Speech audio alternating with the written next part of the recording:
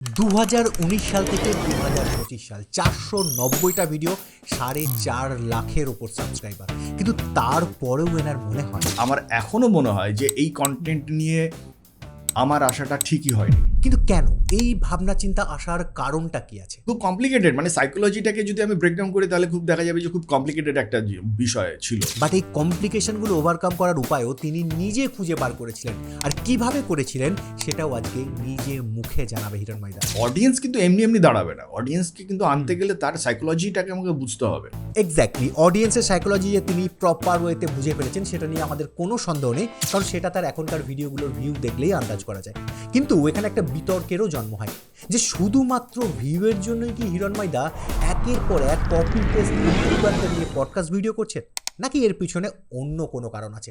এই সমস্তটাই আমরা আজকে শুনবো হিরণ ময়দার নিজের মুখ থেকে। তো আজকে আমরা খোলাখুলি কথা বলবো ভিড এক্সপ্লেন চ্যানেলের ওনার হিরণ ময়দার সাথে, এবং আপনাদের মনের মধ্যে যে প্রশ্নগুলো ঘোরাফেরা করে ইউটিউব স্ট্র্যাটেজি নিয়ে, আর্নিং নিয়ে, স্পন্সরশিপ নিয়ে, সেই সমস্ত প্রশ্নের উত্তর এই একটা এপিসোড থেকে আপনারা পেতে পারেন। তো খুব ইন্টারেস্টিং একটা এপিসোড হতে চলেছে, চলুন শুরু করা যাক। আমাদের সামনে এখন আছে হিরণ ময়দা, যার ভিডিও আমরা বহুদিন থেকে দেখে আসছি, এবং সবথেকে বড় কথা আমি আপনার ভিডিও দেখে শুরু করেছিলাম। তাই হিরণ ময়দার কাছে আমার প্রথম প্রশ্ন থাকবে যে আপনি ইউটিউবে কেন এসেছিলেন? প্রথমে কৌসব, তোমাকে অসংখ্য ধন্যবাদ জানাই তোমার চ্যানেলে আমাকে আমন্ত্রণ জানানোর জন্য। আর তুমি যে প্রশ্নটা জিজ্ঞাসা করলে, এই প্রশ্নটা উত্তরে বলবো যে দেখো, ছোটোবেলা থেকে আমার একটা প্যাশন ছিল যে মানে ক্রিয়েটিভ কিছু একটা করার। তো আমাদের শৈশবে এই ধরনের প্ল্যাটফর্ম ছিল না। ছোটোবেলায় ছবি টবি আঁকতাম, খুব মন দিয়েই ছবিটা আঁকার চেষ্টা করতাম, কিন্তু আলটিমেটলি সেটা দিয়েও কিছু করতে পারিনি। তো একটা সময় মনে হলো যে ইউটিউবটা যখন এসছে তখন মনে হলো এখানে এই ফিল্ডেও কিছু করা যেতে পারে। তো তখন একটু দেখি চেষ্টা করলাম আর কি। তো চেষ্টা করে দেখলাম যে আমার প্রথম দিকে আমি তো কিছুই জানতাম না, ধীরে ধীরে দেখলাম যে ইউটিউবই সবটা শিখিয়ে দিল, এবং তারপরে একটা সময় এলো যখন এখান থেকে আর্নিংও শুরু হলো। তো আলটিমেটলি মানে শুরুটা ওই বলতে গেলে ছোটোবেলায় একটা মানে ক্রিয়েটিভ ফিল্ডের বা ক্রিয়েটিভিটির প্রতি একটা ভালো লাগা থেকেই শুরু করেছিলাম। সেটা একটা অন্য ফরম্যাটে, অন্য একটা রুট দিয়ে আজকে ইউটিউবের রূপ দিয়ে আজকে একটা নতুন রূপে আত্মপ্রকাশ করেছে। কিন্তু এটা বলতে গেলে আমার মনে হয় যে আমার মতন যারা রয়েছে প্রত্যেকের ভিতরে এই ক্রিয়েটিভিটিটা মানে খুব শৈশব থেকে এই জিনিসটা থাকে। সেই জন্যই বোধহয় আমরা আলটিমেটলি ইউটিউবটাকে বা এই প্ল্যাটফর্মগুলোকে বেছে নিতে পেরেছি। আমার ক্ষেত্রে এটাই এখানে আসার এটাই কারণ। আচ্ছা, মানে আমি বলতে চাইছি, ধরুন আপনি ইউটিউবার হলেন না, আপনি যদি ইউটিউবার না হতেন তাহলে আপনি কি হতেন? হতেই পারে আপনার। নিশ্চয়ই, এটা খুবই ভালো প্রশ্ন। আমি যেটা বললাম তোমাকে, দেখো আমি ছোটোবেলায় ছবি আঁকতাম, খুব প্যাশনেটলি শিখতাম। একটা সময় মাধ্যমিকের পরে আমি ভেবেছিলাম যে আমি মানে আর্ট কলেজে ভর্তি হব, সেই ধরনের মেন্টালিটি নিয়েই প্রস্তুতি নিচ্ছিলাম, কিন্তু আলটিমেটলি সেটা হয়ে ওঠেনি। তো দেখো, ক্রিয়েটিভিটি জিনিসটা আমার মনে হয় যে এটা এমন একটা জিনিস যেটা কোন ফরম্যাটে কিভাবে তোমার মধ্যে দিয়ে আত্মপ্রকাশ করবে সেটা শেষ পর্যন্ত আমরা কেউ বলতে পারি না, আমরা বলতে পারি না। যদি ইউটিউব না থাকতো হয়তো অন্য কোনোভাবে অন্য কিছু হতো, হয়তো আজকের মতনভাবে আজকে যে দু একজন মানুষ আমাকে চেনেন তারা হয়তো চিনতেনও না, কিন্তু ক্রিয়েটিভিটি যে জিনিসটা, যে নিজের একটা ওয়ার্ল্ড তৈরি করা, একটা নিজের জগতের মধ্যে থাকা, সেই নিজের আইডেন্টিটি তৈরি করবার যে চেষ্টাটা সেটা থাকতো। এবার সেটা কোন রূপে কোনভাবে হতো সেটা বলা যায় না। মানে আমরা ওই সময় ইউটিউবটাকে হয়তো পেয়েছিলাম বলেই আমরা মনে হলো হ্যাঁ চলুন আমরা এটা থ্রু একটা কিছু এটা করতে পারি। এক্স্যাক্টলি সেটা আমার কাছ থেকেও মানে কিছুটা বলতে পারেন একই রকম একটা বিষয়। তো আপনি 2019 সালে শুরু করেছিলেন? না, আমি 2018 সালে শুরু করেছিলাম অ্যাকচুয়ালি। আচ্ছা, এটা আমার সেকেন্ড চ্যানেল। আমার ফার্স্ট যে চ্যানেলটা ছিল সেটা প্রাইমারি সেকশনের বাচ্চাদের এডুকেশনাল ভিডিও ছিল। তো সেখানে আমি ওখানে ব্যাকগ্রাউন্ডে থাকতাম, ওখানে আমার ছোট মেয়ে ও স্ক্রিনে থাকতো। তো ওই চ্যানেলটা খুব সাকসেসফুলি আমি রান করছিলাম। তো ওটা আমার মোটামুটি 6-7 মাসের মধ্যেই কিন্তু ওটা মনিটাইজ হয়ে ওটা রেভিনিউ জেনারেট করতে শুরু করেছিল, এবং খুব ভালো রেভিনিউ জেনারেট করছিল। কিন্তু আনফর্চুনেটলি তখন আমার মেয়েটির বয়স খুবই ছোট, ওর এই বিষয়গুলো সম্পর্কে অতটা ধারণা ছিল না। তো আমি যখন ওকে এটা বলতাম, যে এইভাবে ইনস্ট্রাক্ট করতাম, ওর মেন্টালি একটা প্রবলেম ওর মধ্যে একটা তৈরি হতো। তো সেখান থেকে দেখলাম যে আমার সঙ্গে ওর একটা দূরত্ব তৈরি হয়ে যেতে পারে, মানসিক একটা দূরত্ব তৈরি হতে পারে। তো আমি দেখলাম যে বাবা অর্থ উপার্জনের থেকে অনেক বেশি আমার মানুষগুলো আমার কাছে থাকা। তো আমি দেখলাম যে বাবা দরকার নেই আমার অর্থ উপার্জনের, আমি চ্যানেলটাকে, আমার খুব ভালো চ্যানেল, আমি বন্ধ করে দিলাম একদম। এবং তখন কি করব, তখন এই দ্বিতীয় চ্যানেলটাকে আমি শুরু করলাম এবং আলটিমেটলি এটাও আমার গ্রো করলো, আজকে এই অবস্থায় দাঁড়িয়ে রয়েছে। 2018 সালে আপনি শুরু করেছিলেন এই চ্যানেলটা, আপনি 19 সালে শুরু করেছিলেন। তো মানে আজকে আমি শুরু করেছি এই চ্যানেলটা অ্যাকচুয়ালি 2023 অগস্টে। কিন্তু তার আগে আমি যেমন আপনার সঙ্গে যখন আলোচনা হচ্ছিল আমি বলছিলাম এর আগেও আমার মানে লকডাউনের টাইমে আমিও একটি চ্যানেল শুরু করেছিলাম এবং তারপরে একটা বলবো না, আমি 2-3টে চ্যানেল শুরু করেছিলাম, কিন্তু মেনলি আমি একটা রিভিউ চ্যানেল করতাম, টেক প্রোডাক্ট রিভিউ যেগুলো থাকতো। তো যেটা আমি ফেস করেছিলাম সেটা আমি জানি, আপনার এক্সপিরিয়েন্স কী ছিল, মানে সেই সময় কী কী প্রবলেম আপনি ফেস করতেন, যেগুলো চ্যানেল খুলতে গিয়ে আপনিও নিশ্চয়ই কোনো একদিন নতুন ছিলেন। আমরা যেমন নতুন ক্রিয়েটারদের আমরা বলে থাকি এটা করুন, এটা করা উচিত না, এই যে ব্যাপারগুলো আপনি তখন কার কাছ থেকে শিখেছিলেন বা আপনি কী কী প্রবলেম ফেস করেছিলেন, যেটা আমার দর্শককে আপনি জানাতে চাইবেন বা আমাদের সবার দর্শককে আপনি জানাতে চাইবেন? দেখো, সব থেকে প্রথম যে প্রবলেমটা সেটা ফেস করেছিলাম, যে আমি আলটিমেটলি এই কাজটা করব কি না, এটা নিয়েই আমি একটা প্রবলেম ফেস করেছিলাম। তার কারণ দেখো, প্রথমবারের জন্য ক্যামেরার সামনে এসে মানুষের সামনে নিজেকে প্রকাশ করাটা, এটা আমার কাছে একটা ভীষণ ডিফিকাল্ট ব্যাপার ছিল। তারপরে এই কন্টেন্ট নিয়ে আমার আসা উচিত হবে কিনা, ফেসটা দেখানো ঠিক হবে কিনা, এই যে প্রশ্নগুলো না, এই প্রশ্নগুলো নিয়ে আমি বহুদিন ভেবেছি, কিন্তু এগুলো আমার মধ্যে একটা প্রবলেম ক্রিয়েট করলো। আমি মনে হয়েছে যে এই প্রবলেমগুলো থাকুক, এই প্রবলেমগুলো নিয়েই চলতে থাকি। তো প্রবলেম অল টাইম আমার মধ্যে ছিল এবং সেই প্রবলেম নিয়ে আমি চলতে চলতে চলতে চলতে আমার প্রথম দিকের ভিডিও দেখলে আমি বুঝবো একটা কমফোর্টনেসের অভাব রয়েছে।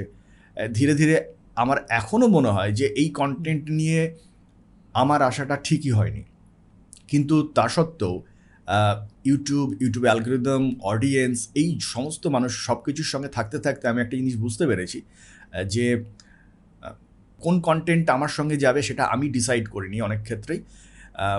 যেহেতু এটা কমার্শিয়াল প্ল্যাটফর্ম সম্পূর্ণতই, সুতরাং এইটা ডিসাইড করেছে ইউটিউব অ্যালগরিদম এবং দর্শক, এবং সেটাকে আমি প্রায়োরিটি দিয়েছি। যদি আমি খুব ফাইন আর্টসের ভাষায় আমি যদি বিষয়টাকে ডিফাইন করতে চাইতাম, তাহলে এই কন্টেন্ট নিয়ে আমার থাকাটার কোনো জায়গা নেই, সেটা আমি থাকতে পারতাম না। এটা একটা কমার্শিয়ালি আমি ব্যাপারটাকে দেখেছি, সেই জন্য আমার মনে হয়েছে যে কীভাবে আমি এটাকে হ্যান্ডেল করবো, কীভাবে নিয়ে এটাকে এগোবো, এটা টোটালি আমি ইউটিউবের উপরে ছেড়েছি এবং অডিয়েন্সকে প্রায়োরিটি দিয়ে আমি এখানে এসেছি। মানে প্রথম দিকে আপনি এডিটিং বা এগুলো নিয়ে ভাবেননি, মানে আমি এই সমস্ত স্টার্ট করেছেন? একদম জাস্ট স্টার্ট করেছি, আমি একটা ক্যামেরা নিয়ে, ওটা মোবাইল নিয়ে স্টার্ট করেছিলাম। এবং তারপরে তবে আমার কি, আমি শুরু থেকেই মানে ওই আমি কিন্তু খুব, আমার অ্যাকচুয়ালি খুব লাকি ছিলাম। আমি একজন মানে আমি যে একটা জায়গাতে, আমি একটা খুব ভালো, আমার তখন ভালো কম্পিউটারও ছিল না, খুব বেসিক লেভেলের কম্পিউটার ছিল। তো আমি একটা ফর্চুনেটলি আমি একটা ভালো কম্পিউটার এক জায়গা থেকে পেয়েছিলাম।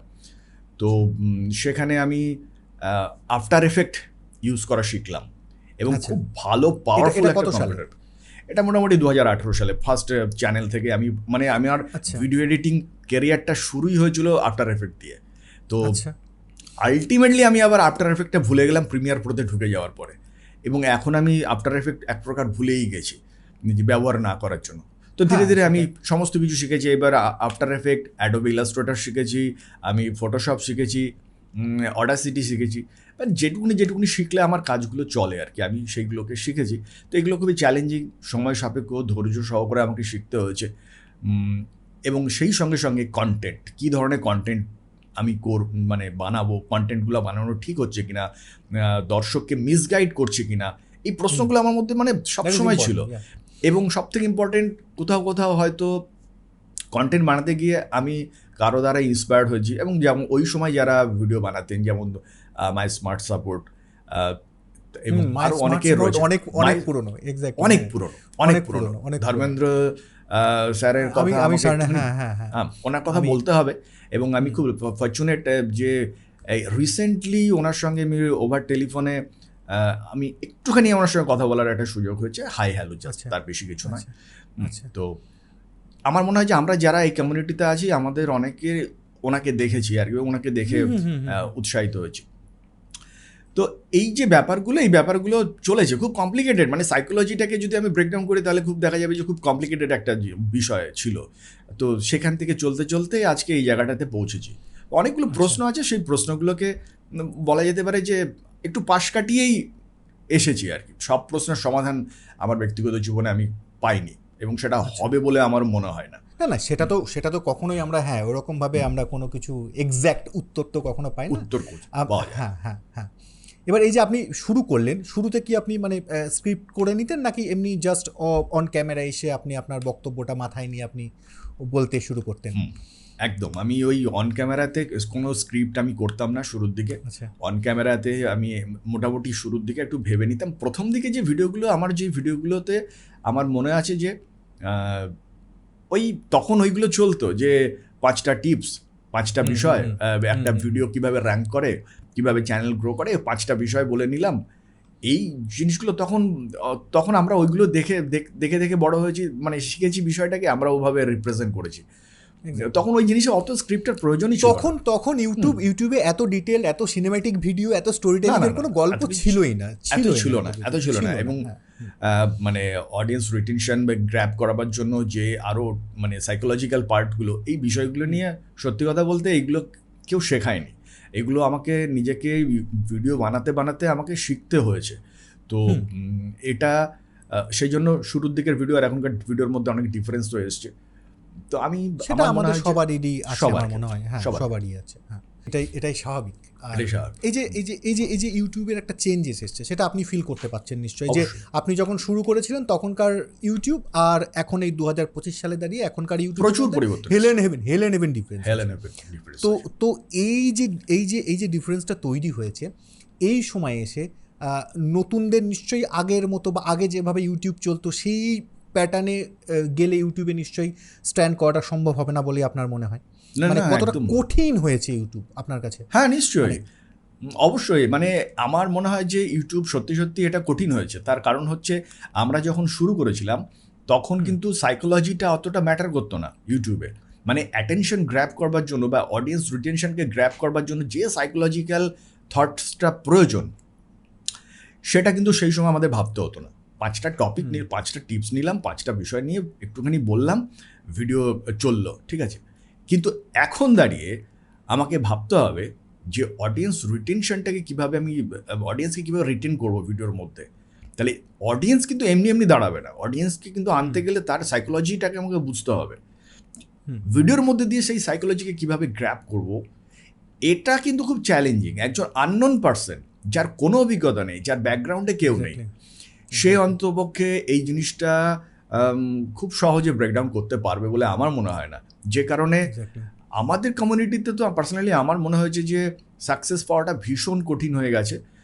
প্রথমত হচ্ছে, এখানে খুবই অডিয়েন্সের সংখ্যাটা খুবই কম, যারা সেই জন্য এখানে কাজ করতে গিয়ে ফ্রাস্ট্রেশন আসাটা খুব সহজ। যারা খুব লাকি, যারা বড় কোনো ইউটিউবারের সান্নিধ্য পেয়েছে বা ভিডিও দেখে দেখে তারা বুঝতে পারছে যে হ্যাঁ, ভিডিওটাকে এইভাবে বানাতে হয়, এভাবে ভিডিও তৈরি করলে বা এই ধরনের জিনিসগুলো করলে ইউটিউবে ভালো সাকসেস পাওয়া যেতে পারে, যাদের ব্রেন এভাবে কাজ করছে আর কি, তারা লাকি। কিন্তু আলটিমেটলি এই ধরনের সাইকোলজি নিয়ে আমাদের টেন্ডেন্সি হচ্ছে যে খুব শর্ট টাইমে ইউটিউব থেকে প্রচুর অর্থ উপার্জন করা যেতে পারে। এক্স্যাক্টলি, কিন্তু এটা সবথেকে বড় ভুল মনে হয়। এটা সবথেকে বড় ভুল। এটা সবথেকে বড় ভুল। এই যে শর্ট টাইমে প্রচুর অর্থ উপার্জন করা যেতে পারে, এই টেন্ডেন্সি নিয়ে যখন আমরা কেউ আসছি, তখন আমাদের মাথার মধ্যে এক্স্যাক্টলি যে রুট ম্যাপটা যেটা হওয়া উচিত, সেটা আমরা ভুলে যাচ্ছি। সেটা আমরা কিন্তু আর ধরতে পারছি না যে এক্স্যাক্টলি এটা পথ নয়। পথটা হচ্ছে যে আমাকে ভিডিওটা শিখতে হবে, কীভাবে ভিডিও তৈরি করতে হয়, কীভাবে ভিডিওর মধ্যে অডিয়েন্সকে ধরে রাখতে হয়। এটা হচ্ছে সবথেকে ইম্পর্টেন্ট। আদারওয়াইজ এখানে সাকসেস পাওয়াটা ভীষণ ডিফিকাল্ট। এবার এই যে বিষয়গুলো, এই যে সাইকোলজিক্যাল বিষয়গুলো, মানে এগুলো নিয়ে যদি কি বলবো, এটা নিয়ে ভিডিও অবশ্যই বানানো উচিত, কিন্তু ঘটনা হচ্ছে যে মানুষের ধৈর্যটা কম।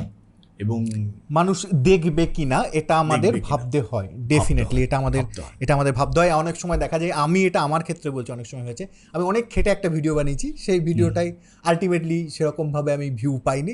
আবার আমি একটা ভিডিও খুব ক্যাজুয়ালি বানিয়ে দিয়েছি, সেটাই দেখা গেছে ভিউ চলে এসেছে। আমার মনে হয় Naturally। মানুষ এখন ডেপথে ঢুকতে চাইছে না, কিন্তু চাইছে।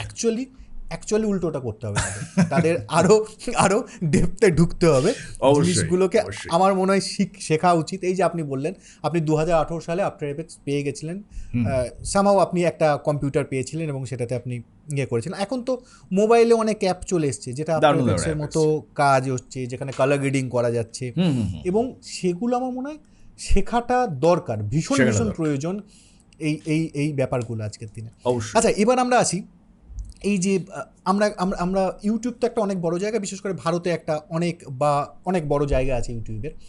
অনেক ভালো ভালো বড় বড় ক্রিয়েটার দেখতে পাই। এখন দেখতে পাই যে ইন্ডিয়ান অনেক বড় ক্রিয়েটার বিভিন্ন টিভি শোতে পার্টিসিপেট করছে, বা বড় বড় ওটিটিগুলো তাদেরকে নিয়ে যাচ্ছে, তাদের দিয়ে আলাদা করে ইন্ডিভিজুয়াল প্রোগ্রাম করাচ্ছে।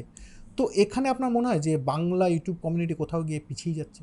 না, আমার সেটা মনে হয় না। আমার যেটা মনে হয় না যে বাংলা কমিউনিটিতে অ্যাকচুয়ালি আমার মনে হয় যে এটা এক একটা ল্যাঙ্গুয়েজের জন্য এটা এটা এটা মানে কি বলুন তো, কান্ট্রি ওয়াইজ এটা ব্যারিয়ারগুলোকে ভেঙে দিয়েছে আর কি ইউটিউব। এখানে ল্যাঙ্গুয়েজ জোন কাজ করে, এখানে কিন্তু কোনো কান্ট্রি জোন কাজ করে না।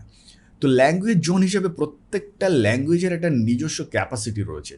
সেই ক্যাপাসিটির আন্ডারে দাঁড়িয়ে সেই ভাষাগুলো, সেই ধরনের ভিডিওগুলো ঠিক, বা সেই মানুষগুলো, ক্রিয়েটাররা ঠিকঠাকইভাবে পারফর্ম করছে। এবার ঘটনা হচ্ছে বাংলা কমিউনিটির মধ্যে আমরা খুবই মুষ্টিমেয় একটা অংশ। যদি আমরা বাংলাদেশে দেখি, আমার চ্যানেলের 70% অডিয়েন্স বাংলাদেশের। তো আমি যখন বাংলাদেশ কমিউনিটির সঙ্গে যখন যোগাযোগ করি বা তাদের সঙ্গে যখন ইন্টারাকশন হয়, তখন দেখি যে ওরা কিন্তু ওরা যেহেতু বাংলাতেই রয়েছে, ওরা কিন্তু ওদের মতন করে খুব ভালো জিনিসটাকে সেলিব্রেট করছে। কিন্তু আমরা সেখানে ঢুকতে পারছি না। তার কারণ হচ্ছে ইন্ডিয়ার বাংলা কমিউনিটির একটা ছোট্ট অংশের মধ্যে আমরা সীমাবদ্ধ হয়ে রয়েছি, যে কারণে হয়তো আমাদের সামহাও কোথাও মনে হতে পারে যে আমরা সেইভাবে জিনিসটাকে অ্যাটেনশনটা আমরা গ্র্যাব করতে পারছি না আমাদের মানে ইউটিউবারদের মধ্যে। কিন্তু এইবার এটা এটা কি বলবো, এটা ইন্টারন্যাশনাল একটা পলিটিক্যাল একটা ফ্যাক্টরের মধ্যে কাজ করছে। তো এটাকে আমাদের মেনে নিতে হবে। এটাকে আমরা কখনো, আপনি বলতে চাইছেন বাংলাদেশে বসে বাংলায় বড় চ্যানেল করা সম্ভব, ওয়েস্ট বেঙ্গলে বসে করা সম্ভব না? আমরা কিন্তু দেখেছি, আপনি যেটা বললেন, আমি আপনার সঙ্গে একমত। যেমন এটিসি আছে, পিসি বিল্ডার আছে, স্যাম জোন আছে, যারা টেক কমিউনিটিতে আমাদের হিন্দি চ্যানেলগুলো সমকক্ষ হয়ে কাজ করছে, খুব ভালো। আমি কিন্তু সেটা বলছি না যে বাংলা এদেশ থেকে বাংলায় চ্যানেল বানালে চ্যানেল গ্রো করবে না, সেটা নয়। আমি সেটা বলতে চাইছি না। আমি বলতে চাইছি যে বাঙালি হিসাবে যদি আমরা ভাবি এখান থেকে ইন্ডিয়াতে বাংলা কমিউনিটির ক্রিয়েটার হিসাবে নিজেকে খুব বিরাট একটা জায়গায় মানে হাইলাইট করে এরকম একটা জায়গায় পৌঁছে নেব, সেটা কিন্তু সবার ক্ষেত্রে সম্ভব নয়। কিন্তু এটা যদি বাংলাদেশে থাকতাম, প্রত্যেকেই আমরা বাংলা ভাষায় ভিডিও তৈরি করছি, তখন হতো কি কমিউনিটিটা আরও বেশি স্ট্রং হতো। এখানে কলকাতাতে বসে, পশ্চিমবঙ্গে বসে ক্রিয়েটাররা হিন্দিতে ভিডিও তৈরি করছে। হ্যাঁ, তাহলে ম্যাক্সিমাম অডিয়েন্স। আমার একটা খুব ভালো কথা মনে পড়ে, টেকনিক্যাল গুরুজি একটা কথা বলেছিলেন, যতদিন পর্যন্ত বলিউড আছে ততদিন পর্যন্ত আমরা আছি। তো বলিউডের ব্যাকআপটা কীভাবে পায়, বলিউড কিন্তু হিন্দিটাকে অল ওভার ইন্ডিয়াতে সবাইকে শিখিয়ে দিয়েছে। এই যে সবাই আমরা হিন্দিটা বুঝি, বলতে পারি বা না পারি, হিন্দিটা খুব ভালোভাবে বুঝি, যে কারণে হিন্দি কমিউনিটির ভিডিও কিন্তু এখানে খুব ভালোভাবে চলে। ওয়ারেজ বাংলা কমিউনিটির ভিডিও কিন্তু পশ্চিমবঙ্গে খুব বেশি ভালো চলে না। এবং বাঙালিরা পর্যন্ত অনেকেই রয়েছেন, মানে এক্সেপ্ট আমাদের চ্যানেল, অন্যান্য আরও অনেক সেক্টর রয়েছে যেখানে বাংলার পরিবর্তে হিন্দিতে ভিডিও তৈরি করেন। এখানে অনেক টেক চ্যানেল আছে যারা কলকাতা থেকে ভিডিও বা পশ্চিমবঙ্গ থেকে ভিডিও তৈরি করেন, হিন্দিতে ভিডিও তৈরি করেন। এবার ঘটনা হচ্ছে যে এই যে ল্যাঙ্গুয়েজের সমস্যা, বা এই যে কমিউনিটি বিল্ড আপ বড় হচ্ছে না ল্যাঙ্গুয়েজের কারণে, নিজেদের মধ্যে দ্বিধা বিভক্তি রয়েছে, এটাকে আমাদের মেনে নিতে হবে, কিছু করার নেই। আর আমরা যদি সেই মানে আন্তর্জাতিক এই সীমারেখাগুলোকে অতিক্রম করে, রাজনৈতিক সীমারেখাগুলোকে অতিক্রম করে বাংলাদেশের বাংলা কমিউনিটির সঙ্গে সবসময় যেন হতে এক জায়গায় হতে পারতাম, তাহলে আবার দেখা যেত যে হ্যাঁ ওদের সঙ্গে একই তালে তাল মিলিয়ে আমরা কিন্তু বাংলা কমিউনিটিটা আরো গ্রো করতে পারতো বলে আমার পার্সোনালি মনে হয়। আমারও এটা মনে হয় যে হ্যাঁ, আমি দীর্ঘদিন ধরে পলিটিক্যাল ব্যাপার আছে এবং এই মুহূর্তে যেটা আরো বেশি মাত্রায় জেগে উঠেছে, যেটা একটা সমস্যার কারণ হয়ে দাঁড়িয়েছে আমাদের জন্য বা আমাদের সবার জন্য, দুই দেশের কমিউনিটি মানে ইউটিউব কমিউনিটির জন্য একটা সমস্যার জায়গা। তো এখানে একটা ঠিক আছে, একটা জিনিস বলবো যেটা দেখো, যেটা আমি যে কারণে এই কথাটা বললাম, দেখো বাংলাদেশে ইউটিউবকে নিয়ে প্রচুর কমিউনিটি রয়েছে, সবাই কিন্তু বাংলায় ভিডিও তৈরি করে, অন্য কোনো ল্যাঙ্গুয়েজে নয়, কিন্তু অধিকাংশতে বাংলাতে ভিডিও তৈরি করে এবং প্রচুর কমিউনিটি রয়েছে, খুব ভালোভাবে তারা নিজেদের মধ্যে কমিউনিকেট করে চলে। ওয়ারেস বাংলাতে আমরা কিন্তু আজ পর্যন্ত পশ্চিমবঙ্গে একটা কমিউনিটি তৈরি করতে পারলাম না। প্রয়োজনে অপ্রয়োজনে আমরা কাউকে ফোন করে আমরা কিন্তু পরস্পরের সঙ্গে কেমন আছি, ভালো আছি, এই কথাটুকুনি বলার কিন্তু একটা কমিউনিটি বিল্ড আপ করতে পারি। এক্স্যাক্টলি আমি জানি না অন্য কমিউনিটি অন্য নিশের মধ্যে না করছে। আমি রিসেন্টলি পডকাস্ট কমিউনিটির একটা বড় চ্যানেলের একটা 100 এপিসোডের তাদের একটা সুন্দর পডকাস্ট হয়েছে, আমি দেখলাম যে তাতে অনেক পডকাস্ট ক্রিয়েটার একসঙ্গে বসে আড্ডা দিচ্ছে এবং একটা কমিউনিটি গড়ে উঠেছে। এবং আমি দেখেছি ট্রাভেল ভিডিও যারা করে, যেমন শিবাজি দাদের একটা কমিউনিটি আছে এবং তারা এক জায়গায় হয়, তারা নিজেদের মধ্যে আলাপ আলোচনা বা তাদের মধ্যে খাওয়া দাওয়া পিকনিক হয়, যেটা আমার দেখে খুব ভালো লাগে এবং এই আদান প্রদানটা দরকার আছে। আমার মনে হয় আমাদের কমিউনিটিতে, আপনি যদি আমাদের কমিউনিটিকে বলেন, সেখানে আমার মনে হয় সবাই নিজেদের কম্পিটিটর ভাবছে। আমি আপনাকে এক চান্সে ফোন করে আপনি রাজি হয়েছেন, যেটা দেখে আমার ভালো লাগলো। আমার বাংলাদেশের কতজন আমাদের কমিউনিটি ক্রিয়েটারের সঙ্গে আমার টুকটাক কথা হয়, আমার ভালো লাগে। আমার মনে হয় কম্পিটিটর আমরা কেউ না। ইউটিউব এমন একটা জায়গা, এখানে সবাই সবার কম্পিটিটর, আবার কেউ কারোর কম্পিটিটর না। অবশ্যই আমার ভিডিও যে দেখছে সে আপনার ভিডিও দেখবে, অবশ্যই তো না এটা কোনো আলাদা চ্যানেল যে যেখানে ঢুকবে না। আমাদের অনেকের ভুল ধারণা আছে যে আমরা বোধহয় একজন আরেকজনের কম্পিটিটর। অ্যাকচুয়ালি ইউটিউবে যদি আমি একজন অডিয়েন্স তৈরি করতে পারি, আগামী দিনে সে তোমার ভিডিও দেখবে। তুমি যদি একটা অডিয়েন্স তৈরি করতে পারো, সে কিন্তু আমার ভিডিও দেখবে।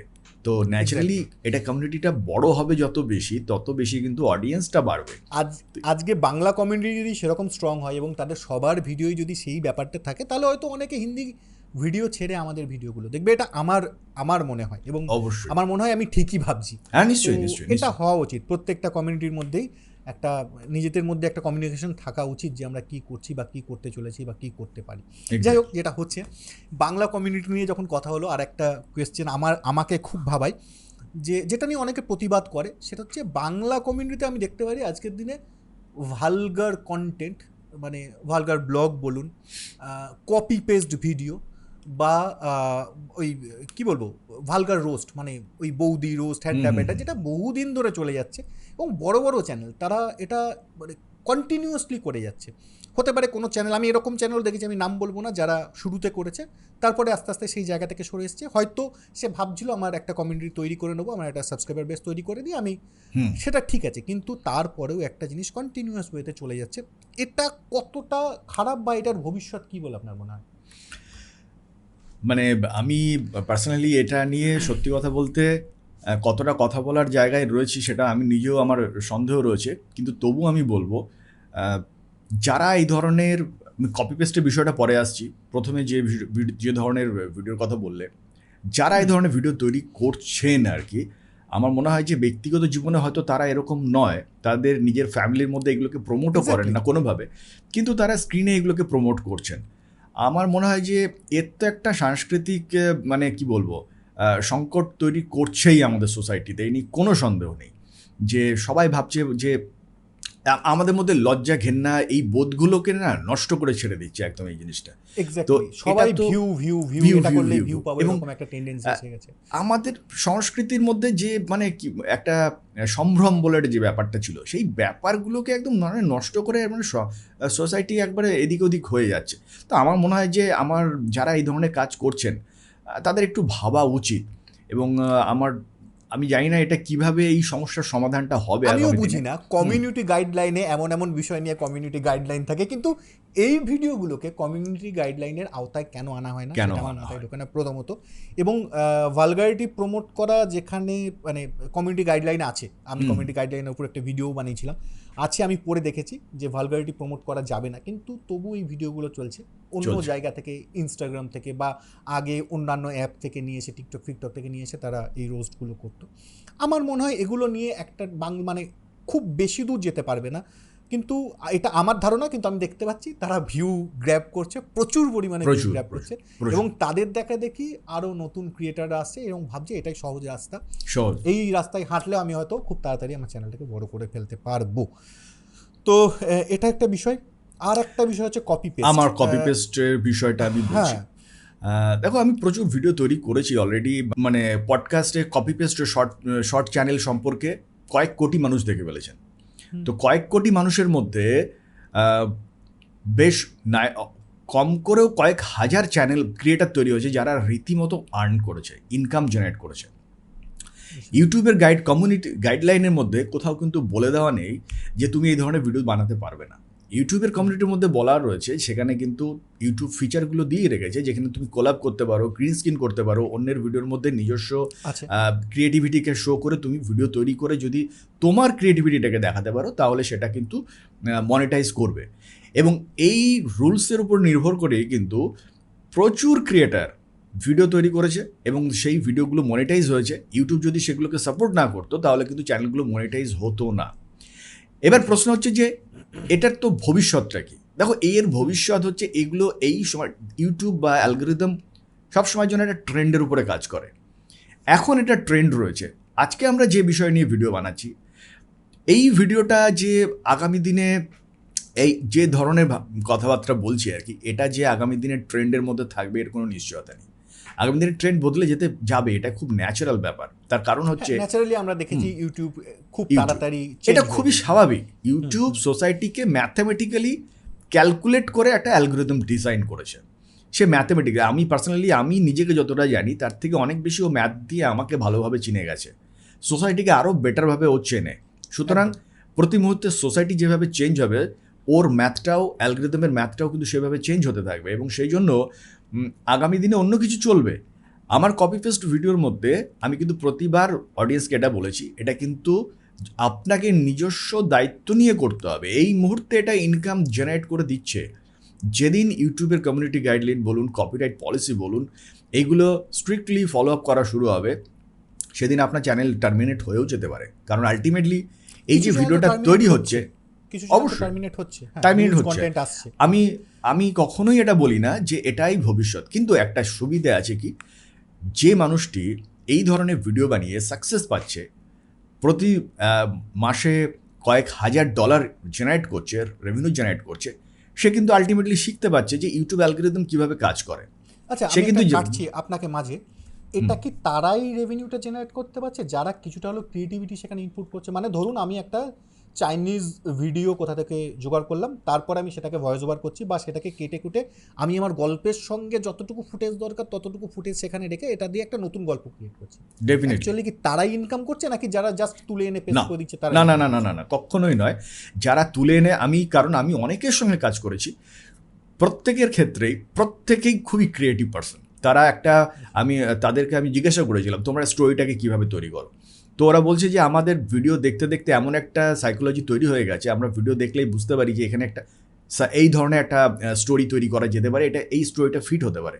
কারণ তারা হচ্ছে আমি পডকাস্টে নিয়ে এসেছিলাম কিছু ছেলে রয়েছে যারা ক্রিয়েটার রয়েছে, যারা মানে তারা স্কুলে কখনো যায়নি এই ধরনের। তো তাদের পক্ষে সম্ভবই না চাইনিজ ল্যাঙ্গুয়েজটাকে বোঝা বা জানা। তারা কিন্তু না বাংলা ছাড়া কিচ্ছু জানে না। ও কিন্তু ভিডিওটা দেখলেই বুঝতে পারছি যে এখানে এই ধরনের স্টোরি ক্রিয়েট করা যেতে পারে। এই যে স্টোরিটা, এটা কিন্তু ও রিক্রিয়েট করছে, ওর ব্রেন থেকে আসছে, ওর ব্রেন থেকে অটোমেটিক্যালি রিক্রিয়েট হচ্ছে এবং এমনভাবে তার স্কিল ডেভেলপ হয়েছে। তো ও যে কোনো ধরনের ভিডিও দেখলেই কিন্তু ওর মধ্যে একটা ইউনিক স্টোরি ক্রিয়েট হয়ে যাচ্ছে, যেটা আজকে চ্যাটজিপিটি কপি পেস্ট বলা যায় না। এটাকে কিন্তু 100% কপি পেস্ট নয়। হ্যাঁ, আমরাও তো অন্য জায়গা থেকে ফুটেজ এনে আমাদের ভিডিওতে ইউজ করে থাকি সেই ভিডিওটার ব্যাপারটাকে বোঝানোর জন্য। অবশ্যই আমরা যেটা বলছি সেটাকে বোঝানোর জন্য আমরা তো ইউজ করে থাকি। আমরা যদি এখন একটা জিনিস, আজকে চ্যাটজিপিটি বা এআই যেখানে পৌঁছেছে সেখানে একটা স্টোরি লাইন যদি আমি লিখে দিয়ে বলি যে রিরাইট দিস স্টোরি, তাহলে ও কিন্তু ওইটার উপরে বেস করে আরেকটা নতুন জিনিস তৈরি করে দেবে। ঠিক কি না? তো ওর সাইকোলজির মধ্যে কিন্তু এই জিনিসটা অটোমেটিক্যালি জেনারেট হচ্ছে, ও কিন্তু ছবিটা দেখেই কিন্তু একটা নতুন গল্প তৈরি করছে প্রতি মুহূর্তে, এবং সেই সঙ্গে সঙ্গে ওই ভিডিওটার যা টাইম ডিউরেশন রয়েছে ওই টাইম ডিউরেশনের থেকে বেশি বা কম ও একটা স্টোরি তৈরি করছে। তাহলে এটা কিন্তু এটার মধ্যে দিয়ে যে তার একজন এটাকে ঠিক ওই কপি পেস্ট বা এই ধরনের এটা জাস্ট দাগিয়ে দেওয়া হয়েছে কপি পেস্ট, মানে এটা আপনার সঙ্গে কথা বললাম যেটা আমি কনক্লুশনে এলাম, যেটাকে জাস্ট একটা কপি পেস্ট একটা টার্ম যেটা আমি ইউজ করছি, বাট এটা কখনো কপি পেস্ট না। হ্যাঁ, তাহলে এদের মধ্যে রিউজ কন্টেন্ট আসছে কাদের, মানে একই ভিডিও বারবার যারা ইউজ করছে তাদের, নাকি যে কোনো র্যান্ডামলি কারো রিউজ চলে আসছে? এটা অ্যাকচুয়ালি এখানে রিউজের প্রবলেম আছে, কপিরাইটের সমস্যাও আছে। অ্যাকচুয়ালি এখন সমস্ত বড় বড় যে সমস্ত ইউটিউবাররা রয়েছেন তারা ডাইরেক্টলি আর কপিরাইট দেয় না, তারা সব থার্ড পার্টি এজেন্সির কাছে তাদের চ্যানেল দেওয়া রয়েছে। এই থার্ড পার্টি এজেন্সিরা খুঁজে খুঁজে খুঁজে খুঁজে এইগুলো দিচ্ছে। আর দ্বিতীয়ত রিউজের প্রবলেমটা আসছে অনেক সময় হয় যারা ওই একই ধরনের ভিডিও আর কি বারংবার আপলোড করছে, নতুন যাদের মধ্যে ক্রিয়েটিভিটিটা কম আর কি, ভিডিওটাকে দেখা গেলো যে হুবহুই ওরা আপলোড করে দিল, বা ওর সঙ্গে যে স্টোরিটা পাঞ্চ করতে হবে সেই স্টোরিটাকে ঠিক মতন করে আপলোড করতে পারলো, রিক্রিয়েট করতে পারলো না। যখনই এই ধরনের ঘটনাগুলো ঘটবে তখনই এইগুলো রিউজের আওতার মধ্যে চলে আসছে। তো এই ব্যাপারটা পার্সোনালি মানে প্রথম দিকে সমস্যা হয় অনেকের, রিউজ আসে, কিন্তু আমি অনেক ক্ষেত্রে দেখেছি অ্যাপেল ভিডিও বানিয়ে এই রিউজের সমস্যাটারও সমাধান তারা করে ফেলে, অনেকেই করে ফেলে আর কি। আচ্ছা আচ্ছা, না আমার কাছে এই ব্যাপারটা ক্লিয়ার হলো। আমি কপি পেস্ট ব্যাপারটা, কপি পেস্ট শুনতে খুব খারাপ লাগে, কিন্তু হ্যাঁ, কেউ যদি নিজের ক্রিয়েটিভিটিকে কাজে লাগিয়ে সে নতুন করে একটা গল্প ক্রিয়েট করতে পারে কিছু ফুটেজকে ইউজ করে, দেন ঠিক আছে। ইউটিউব তো ক্রিয়েটিভিটি শো করারই জায়গা, ইউটিউব অ্যাকচুয়ালি একটা প্ল্যাটফর্ম যেখানে আমরা আমাদের ক্রিয়েটিভিটিকে শো করি। আপনিও যেটা প্রথমে বললেন আমি এটার জন্য এসেছিলাম, আমিও তার জন্যই এসেছি, ঠিক আছে, ওকে। আচ্ছা, এবার একটা আসি যে আমাদের ইউটিউবের ইনকাম, যেটা নিয়ে সবাই মানে বেশি ভাবে আর কি। তো ইউটিউবের ইনকাম, এটা বড় বড় ক্রিয়েটারদের আমি বলতে শুনছি যে ইউটিউবের ইনকাম আগের থেকে কমে গেছে, মানে অ্যাডসেন্সের ইনকাম আগের থেকে কমে গেছে, সেটা কতটা সত্যি? আপনি আছেন 2018-19 সাল থেকে, আর আজ 2025 সাল, আপনি কি এটা মানেন যে ইউটিউবের ইনকাম আগের থেকে কমেছে? পার্সোনালি যদি আমার কথা বলি তাহলে আমি বলবো যে আমার ইনকামটা বেড়েছে। ইউটিউবের ইনকাম মোটেও কমেনি। ইউটিউবের ইনকামটা আমি জানি না এটা অন্য কাদের ক্ষেত্রে এটা কমেছে, কিন্তু আমার সাপেক্ষে আমি দেখেছি যে আমার রেভিনিউ অনেক বেশি গ্রো করেছে। মানে অ্যাডসেন্স রেভিনিউ যেটা, মানে আরপিএম, সেটা ইনক্রিজ হয়েছে। এবং আমি আরেকটা জিনিস যেটা আমি যেটা বলবো যে বাংলা কমিউনিটির জন্য, যে বাংলা কমিউনিটি হতাশ হওয়ার কিছু নেই, রেভিনিউ বাংলাতে অনেক বেশি বাড়বে। তার পিছনে একটা কারণ হচ্ছে বাংলাদেশে ইন্টারনেটের যে পলিসি রয়েছে, এই পলিসি যদি আপডেট হয়ে যায়, যেটা আমাদের এখানে জিও যেরকমভাবে লঞ্চ হয়েছিল, ওখানে ব্রডব্যান্ডের কস্টিং যদি কমে যায়, তাহলে ওখানে যদি আরও বেশি অ্যাভেলেবেল হয়ে যায় সবার কাছে, দেখা যাবে যে বাংলা কমিউনিটিতে আমাদের ইনকাম আরও বেশি ইনক্রিজ হয়ে গেছে। এবং সেই সঙ্গে সঙ্গে আরেকটা যেটা বিষয়, এখানে যে শপিং যে ফিচারটা ইউটিউবের তরফে দিয়েছে, এই শপিংয়ের এই ফিচারটা এখন শুধুমাত্র এই ফিচারটা খুব বেশি আমরা অ্যাড করছি, কিন্তু এই ফিচার থেকে খুব বেশি রেভিনিউ জেনারেট হচ্ছে না। তার পেছনে একটা বড় কারণ হচ্ছে এটা বাংলাদেশে এখনও অ্যাক্টিভ হয়নি। তো এটা যেদিন এখানে বাংলাদেশে অ্যাক্টিভ হয়ে যাবে, সেদিন থেকে আমাদের রেভিনিউ কিন্তু অনেক বেশি ইনক্রিজ হবে। তো এই দুটো ফ্যাক্টর, এর আরও অনেকগুলো ফ্যাক্টর রয়েছে, যে ফ্যাক্টরগুলো এই বাংলাতে ভিডিও তৈরি করে সম্ভাবনা কিন্তু আর্নিং ইনক্রিজ হবে। আমার মনে হয় না যে কমে যাবে, এরকম কোনো জায়গা নেই। আমি আপনাকে পার্সোনালি জিজ্ঞেস করছি, মানে আপনি এই শপিং থেকে ইনকাম করছেন, আর্নিং আসছে আপনার? আমিও পাচ্ছি, খুবই আমার সামান্য, মানে খুবই নমিনাল, কিন্তু যতটা এক্সপেক্টেড, মানে আমি যতটা ভেবেছিলাম ততটা হচ্ছে না। সেটাই ভাষাগত কারণেই সমস্যা হতে পারে, কারণ আপনার যদি 50% আপনার বাংলাদেশের দর্শক থাকে, তারা তো এটাকে ইউজই করতে পারছে না, আসবে কোথা থেকে? আচ্ছা, এবার যখন অ্যাডসেন্সের ইনকামের কথা হলো, স্পন্সরশিপের 2018 আর 2025 স্পন্সরশিপের যে অ্যামাউন্ট, সেটা কতটা বেড়েছে, বা স্পন্সরশিপ কত বেশি আরও বেশি করে বাংলা ক্রিয়েটারদের কাছে আসছে, এটা নিয়ে যদি আপনি কিছু বলেন। আমি অন্যান্য ক্ষেত্রে আমি বলতে পারবো না, কিন্তু আমার ক্ষেত্রে আমার যে চ্যানেল, এই চ্যানেলের সাপেক্ষে যে ধরনের স্পন্সরগুলো আসে, আমার মনে হয় যে যথেষ্টই ভালো। কিন্তু আনফর্চুনেটলি এই স্পন্সরগুলো আমি কোনো কালেই প্রেফার করি না, কোনো কালেই নিইনি, অ্যাকসেপ্ট করিনি।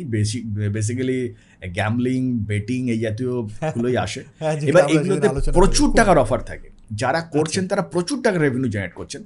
এবার আর দুর্ভাগ্যের বিষয় এটাই যে একটি ইউটিউব চ্যানেল থেকে শুধু অ্যাডসেন্স থেকে ইনকাম করলে কিন্তু পরিশ্রমের সাপেক্ষে যথেষ্ট টাকা পাওয়া যায় না, হবে না। যতক্ষণ না পর্যন্ত সে স্পন্সর নিচ্ছে। কিন্তু আনফর্চুনেটলি আমরা যে ধরনের স্পন্সরশিপ পাই, এই স্পন্সরশিপে এটা মানে আমি এরকমও পেয়েছি যে একটা স্পন্সরশিপের জন্য $500, $600, $700 এরকমও আসে। এবার $700, $600 যদি আমি ধরি, কত টাকা? প্রচুর টাকা। এবার এই যে টাকাটার অফারটাকে আমাকে কিন্তু পাশ কাটিয়ে আসতে হচ্ছে। অডিয়েন্স কিন্তু কোনো সময় জানে না, বুঝতেও চায় না। আপনি বলছেন গ্যাম্বলিং এ আপনাকে ডলারে ওরা পেমেন্ট করার অফার দিচ্ছে? হ্যাঁ, প্রচুর অফার আছে, এবং এটা একদিন নয়, আমার কাছে প্রতিদিনই প্রায় 2-3টে করে অফার আসতো, 2-3টে করে প্রতিদিন অফার আসতো। এবং যেহেতু আমি এটা করতাম না, সেই জন্য আমার চ্যানেলটাকে ওরা টার্গেট করেই রাখতো যে এই চ্যানেলটাকে দিয়ে যদি করানো যায়, সেই জন্য আমাকে হয়তো একটু বেশি বেশি করেই অফার দিত আমার ভিউয়ের সাপেক্ষে। এখন হয়তো আরও বেশি, আমার যেহেতু করি না এখন হয়তো আরও বেশি করে অফার দেওয়ার চেষ্টা করবে। তো আমার যারা মেনলি এজেন্ট যারা আমার সঙ্গে যোগাযোগ করতো, ওরা এখন বুঝে গেছে যে এ করবে না, সেই জন্য ওরা আমার সঙ্গে যোগাযোগ করে না। এবং আমি অনেক সময় দেখা গেলো যে আমি ওদেরকে প্রত্যেককে বলে রেখেছি, যদি অন্য কোনো ধরনের কিছু থাকে, ভালো কিছু থাকে, তাহলে আমার সঙ্গে যোগাযোগ করো। কারণ এরকম ভালো জিনিস নেই তাও নয়, অনেক কিছু রয়েছে ভালো ভালো, কিন্তু সেই ধরনের ভিডিও একটু তুলনামূলকভাবে কম বানাচ্ছি বলে স্পন্সরটাও কম পাচ্ছি। কিন্তু যারা আনবক্সিং ভিডিও করছে বা যারা ফ্যাশন ওরিয়েন্টেড ভিডিও তৈরি করছে, তারা কিন্তু প্রচুর স্পন্সর পাচ্ছে, বাংলাতেও প্রচুর স্পন্সর পাচ্ছে এবং খুব ভালোভাবে স্পন্সর পাচ্ছে। তো আপনি কোন ধরনের বিষয়ের উপরে ভিডিও তৈরি করছেন তার উপর নির্ভর করছে আপনার স্পন্সরশিপ, আপনার রেভিনিউ। মানে স্পন্সরশিপের জন্য আমাকেও টার্গেট করতে হবে, আমি এমন সাবজেক্টের উপর ভিডিও বানাবো যাতে স্পন্সররা আমাকে অ্যাপ্রোচ করতে পারে। এক্স্যাক্টলি, অবশ্যই, এক্স্যাক্টলি। এবার যেটা বিষয় আর কি, যে চ্যানেলের দুটো অপশান, যেমন আপনি বললেন শপিং, আর একটা হয় মেম্বারশিপ। এই মেম্বারশিপের ব্যাপারটা নিয়ে যদি আপনি, মানে মেম্বারশিপ কতটা কাজের, বা মেম্বারশিপ থেকে আপনি কি কখনো কিছু টাকা ইনকাম করেছেন, বা সেটা করলে মোটামুটি কত মেম্বার আপনি এক্সপেক্ট করতে পারেন একটা মাসে মানুষ পেতে পারে? আমার মেম্বার আছে, এবং আলটিমেটলি আমি মেম্বারশিপটাকে অ্যাক্টিভেট করেছিলাম। তো আমার এই মুহূর্তে পার্টনার ম্যানেজার আছে, পার্টনার ম্যানেজার অলওয়েজ আমাকে মনে করায় যে মেম্বারদের জন্য স্পেশালি কিছু ভিডিও তৈরি করার জন্য। যদিও সেটা আমি এখনও পর্যন্ত খুব বেশি করে উঠতে পারিনি, কিন্তু মেম্বাররা অনেকেই রিনিউ করেন, এবং অনেক মেম্বার রয়েছেন যারা আমার সঙ্গে দীর্ঘদিনভাবে কানেক্ট রয়েছেন। তো মেম্বারশিপ থেকে যদি ঠিকঠাকভাবে যদি ভিডিও পাবলিশ করা হয় আর কি, সেই ধরনের ভিডিও যদি দেওয়া যেতে পারে, নিশ্চয়ই মেম্বারশিপ থেকে তো অবশ্যই ইনকাম হয়। তবে খুব যে বিরাট কিছু ইনকাম হয় তাও কিন্তু নয়, কারণ মেম্বারশিপের যে টোকেন অ্যামাউন্টটা রয়েছে সেটা বোধহয় 29 টাকা এই মুহূর্তে রাখা আছে, বা এরকম কিছু একটা রাখা আছে। তো এটা অ্যামাউন্টটা খুবই সামান্য, এবং মেম্বার খুব বেশি জয়েনও হতে চায় না।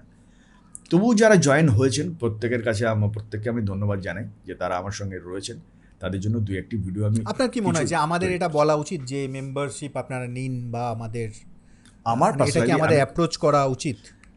আমি কখনোই, দেখো কৌস্তব, আমি একটা জিনিস শুরু থেকে আমি একটা জিনিস ভেবেছি, দেখো আমি চাইলে ইউটিউবের পিছনে ইনভেস্ট করতে পারি। আমার সমস্ত অডিয়েন্স যারা ভিডিওটা দেখছে, যারা ভাবছে যে ইউটিউবে আসবো কিনা, তাদের প্রত্যেককে বলবো আমার যত ইকুইপমেন্টস আছে, যা যা আছে, আমি সবটাই জিরো ইনভেস্টমেন্ট থেকে ইউটিউব থেকে শুরু করেছি। এমনটা নয় যে আজকে জিরো ইনভেস্টমেন্টে কিছু হবে না, তা নয়। আমি সবসময়ের জন্য এইটাকে মাথার মধ্যে মানে একদম গেঁথে নিয়েছিলাম যে আমি ইউটিউবে কিছু ইনভেস্ট করব না, জিরো ইনভেস্টমেন্ট দিয়েই আমি কিন্তু গ্রো করব, এবং আলটিমেটলি সেটা হয়েছে আমার ক্ষেত্রে, এবং এখনও সেটা সম্ভব। আর সেই জন্য যারা, আমি কখনোই অ্যাপ্রোচ করি না যে কোনোভাবে আপনি আমার জন্য বা আমার কমিউনিটির জন্য বা ইউটিউবের জন্য ইনভেস্ট করুন। ইউটিউব এরকম প্ল্যাটফর্মই নয়। আপনার প্যাশন যদি থাকে, তাহলে জিরো ইনভেস্টমেন্টে আপনি সাকসেস পেতে পারেন। আর যদি শেখার বিষয় থাকে, ইউটিউবে সমস্ত কিছু ফ্রিতে রয়েছে, শুধু আপনাকে খুঁজে নিতে হবে, নিশ্চিতভাবে সব শিখে যাবেন। হ্যাঁ, আপনি কি কখনো এটা ফেস করেছেন যে ইউটিউবে আপনি স্পন্সরশিপ নিয়েছেন বলে দর্শক আপনার সেই ভিডিওটাকে এড়িয়ে যাচ্ছে, বা দর্শক ভাবছে স্পন্সরশিপ নিয়েছে মানে সে স্পন্সরশিপ যে প্রোডাক্টের উপর বায়াসড হয়ে যাবে, সে মানে বায়াসলি একটা রিভিউ করবে সেই প্রোডাক্টটার, এই প্রবলেমগুলো আপনি কখনো ফেস করেছেন? স্পন্সরশিপ তো করেছেন, আমি দেখেছি আপনার চ্যানেলে স্পন্সর ভিডিও আছে। হ্যাঁ, তো এটার ক্ষেত্রে কি আপনি আপনার অডিয়েন্সের কাছ থেকে কিছু মানে খারাপ পেয়েছেন নাকি আমি এখানে তার অ্যাকসেপ্ট? দুটো জিনিস আমি এখানে ফিল করেছি। হ্যাঁ, যদি স্পন্সর ভিডিও নিই, যদি ভিডিওতে যেটা স্পন্সর ভিডিও কিনা ওই যে টিক বক্সটা রয়েছে ভিডিও আপলোডের সময় চেক বক্সটা রয়েছে, ওটাকে যদি আমি ওটাকে চেক না করেও দেখেছি, অডিয়েন্স সেই ভিডিওগুলো পজিটিভলি নেয়নি। কিন্তু আমি যখনই ওইটাকে বক্সটাকে চেক ইন করেছি বা ওই বক্সটাকে যখন অডিয়েন্স যখন দেখতে পেয়েছে এই ভিডিওটা স্পন্সর, সেই ভিডিওটা যতই যেমনই হোক না কেন অডিয়েন্স পজিটিভ রিয়াকশন দিয়েছে, সেই ভিডিওতে কখনো নেগেটিভ কিছু রিয়াক্ট করেনি। অডিয়েন্সকে যদি আমি সচেতনভাবে যদি কোনো ভিডিও দেখাতে পারি, অডিয়েন্স কখনোই নেগেটিভ, মানে আপনি বলতে চাইছেন আপনি যদি অনেস্ট থাকেন তাহলে আপনার অডিয়েন্স আপনার প্রতি অনেস্টি দেখিয়েছে। ইউটিউবে একটা ট্রান্সপারেন্ট জায়গা আমার বারবার এটা মনে হয়েছে যে এখানে যদি কেউ যদি মানে ট্রান্সপারেন্সিটা রাখতে পারে তাহলে অডিয়েন্স তার সঙ্গে থাকবে। বেশ, খুব ভালো লাগলো এটা জেনে। আচ্ছা, এবার আপনি একটু আগে বলছিলেন যে ইকুইপমেন্ট, আপনি জিরো ইকুইপমেন্ট থেকে আপনি ইউটিউবে গ্রো করেছেন এবং আপনি এখনও বিশ্বাস করেন যে জিরো ইকুইপমেন্ট থেকে ইউটিউবে গ্রো করা সম্ভব। এবার এই মুহূর্তে দাঁড়িয়ে আপনি 2018-19 শুরু করেছেন, যখন ইউটিউবে ভিডিওর ফরম্যাট কিছুটা আলাদা ছিল, অনেক ক্যাজুয়াল ভিডিও তখন অনেক ভিউ গেইন করতো।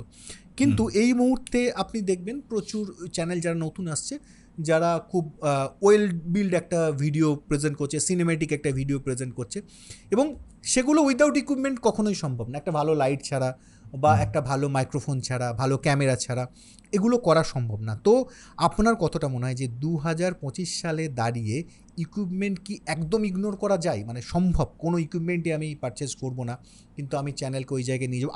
আপনি এইখান থেকে বলবেন না যে আপনি 2019-এ আপনি চ্যানেল শুরু করেছেন, মানে আপনার একটা অ্যাডভান্টেজ তো আছে। 2025 সালে এই যে আমরা এখন চ্যানেল গ্রো করতে চাইছি, আমাদের কতটা প্রয়োজন ইকুইপমেন্টটা? মানে একদম ইগনোর করতে পারবো কি? আমাকে যদি বলা, এই প্রশ্নটার সত্যি উত্তর আমি জানি না, কিন্তু আমার যদি আজকে যদি আমি চ্যানেল তৈরি করতাম, সাপোজ আমি যদি আজকে কুকিং চ্যানেল তৈরি করি, তাহলে আমি কি করব? আমি একটা ফোন নিয়েই কিন্তু কুকিং চ্যানেলটা তৈরি করবো, জাস্ট একটা ফোন দিয়ে, আর কিচ্ছু নেই আমার কাছে। হ্যাঁ, তো আমি দুপুর রোদের মধ্যে দাঁড়িয়ে, ওর থেকে ভালো লাইট কিছু হয় না, ওখানে আমি একটা মানে যে কোনোভাবে হোক ক্যামেরাটাকে ফিক্স করে আমি ভিডিও শ্যুট করব। কুকিং রিলেটেড ভিডিওতে আমার এখানে অ্যাটেনশন গ্র্যাব করবার জন্য, অডিয়েন্সকে ধরে রাখার জন্য কি প্রয়োজন? আমার পার্সোনালি মনে হয় ভিডিওতে যে ফর্মুলাটা কাজ করে সেটা হচ্ছে 3 সেকেন্ডস 5 সেকেন্ডস, এই ফর্মুলাটা কাজ করে। মানে যখন আমি 3 সেকেন্ড আমি যে কোনো একটা ভিডিও সেটা মুভি হতে পারে, যাই হতে পারে, লক্ষ্য করলে দেখবে যে সেখানে 3 সেকেন্ড অন্তর ফ্রেম চেঞ্জ হচ্ছে, এবং ফ্রেমের মধ্যে কোথাও না কোথাও বিরোল আসছে, কোনো কিছু আসছে। তো একটা ফ্রেম চেঞ্জ করা এবং একটা স্ক্রিপ্টিং করা, ঠিকঠাকভাবে স্ক্রিপ্টিং করা, এই স্ক্রিপ্টিং করার জন্য কিন্তু কোনো টেকনোলজির কোনো কিছু প্রয়োজন নেই। এর জন্য একটা খাতার একটা পেন হলে যথেষ্ট। লাইটের জন্য যদি ঠিকঠাকভাবে স্ক্রিপ্ট করা যেতে পারে, স্ক্রিপ্টিং করে নেওয়ার পরে যদি ভিডিওটাকে আমি শ্যুট করি এবং সেটাকে যদি এডিট করার জন্য এই মুহূর্তে ক্যাপকাট বা মানে কাইনেমাস্টার বা এই জাতীয় যে সমস্ত অ্যাপ্লিকেশন রয়েছে, এনাফ। তো আমার মনে হয় যে যদি কুকিং রিলেটেড চ্যানেল কেউ তৈরি করে, তার জন্য কোনো গেজেটের কিছু প্রয়োজন নেই, জাস্ট এটা দরকার। কিন্তু তাকে অত্যন্ত সচেতনভাবে বুদ্ধিদীপ্ততার সঙ্গে তাকে কিন্তু একটা সুন্দর স্ক্রিপ্ট লিখতে হবে। আগের মতন 2018 সালের মতন যদি সে স্ক্রিপ্টিং করে রাখে তাহলে কিন্তু হবে না, তাকে কিন্তু আপডেট হতে হবে জাস্ট তার স্ক্রিপ্টিংয়ের জায়গাটাতে, যে আমি এইভাবে আমি এই ভিডিওটাকে ডিজাইন করবো এইভাবে, আদারওয়াইজ টেকনোলজির কোনো প্রয়োজন নেই। এটা আমি কুকিংয়ের ক্ষেত্রে গেলাম। যদি কেউ ট্রাভেল ব্লগ তৈরি করে, ডকুমেন্টারি করে, কেউ যদি আমাদের মতন ভিডিও তৈরি করে, যদি সে ভাবে যে আমি একটু অডিওটাকে এনহ্যান্স করবো, আদার্স কোনো কিছু করবো না, তাহলে বোয়া M1 মাইক্রোফোন 500 টাকা 600 টাকার একটা মাইক্রোফোন দিয়ে সে পরে অডিওটাকে অ্যাড করতে পারে, ভয়েস ওভার করতে পারে। পার্সোনালি আমার মনে হয় যে একদম দুর্দান্ত মাইক্রোফোন। আমার মনে হয় যে পার্সোনালি এই ইকুইপমেন্টস ছাড়া এর বাইরে আর কিচ্ছু দরকার নেই একটা মানুষের এখনও শুরু করার জন্য। এবং আমার মনে হয় যতদিন ইউটিউবের প্ল্যাটফর্মগুলো থাকবে ততদিন পর্যন্ত এইভাবেই শুরু করা যেতে পারে।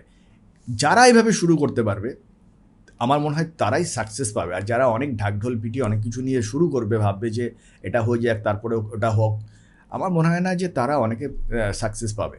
প্যারালালি আরেকটা জিনিস কি, এখন অনেক এজেন্সি হয়ে গেছে, যদি আমি সেখানে গিয়ে বলি যে আমার ভিডিওটা এভাবে তৈরি করে দিন, তাদের কাছে প্রচুর গেজেটস রয়েছে, প্রচুর কিছু রয়েছে, মানে একদম হাই এন্ডের যত ক্যামেরা রয়েছে, সাউন্ড এফেক্ট রয়েছে, লাইটস রয়েছে, সমস্ত কিছু রয়েছে, তাদের কাছ থেকেও ভিডিও বানানো যেতে পারে।